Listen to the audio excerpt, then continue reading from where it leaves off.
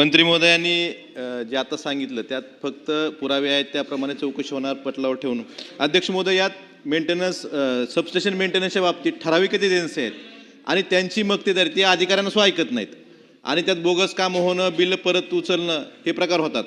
Fault trip system जर योग्यरित्या असती तर हे जीव का जात आहेत रोज कुठल्या तरी लाईनवर.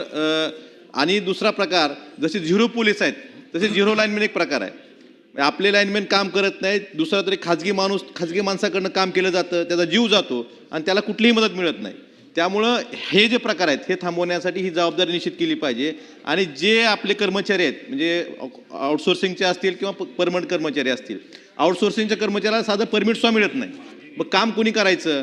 परमिट कुठेतरी फोनवर बसून इंजिनियर किंवा परमनंट लाईनमॅन देतात, खाजगी लोक काम करतात, त्यात अपघात होतात, लाईन क्रॉसिंग असते. त्यामुळे रोज कुठेतरी महावितरणच्या कामावर काम करताना जीव जातात. ह्याची जबाबदारी निश्चित केली पाहिजे आणि ह्यांना सुद्धा ज्यांचं काम करताना जीव जातो त्यांना सुद्धा महावितरणकडनं नुकसान भरपाई देणार का हेच मला उत्तरात सांगावं.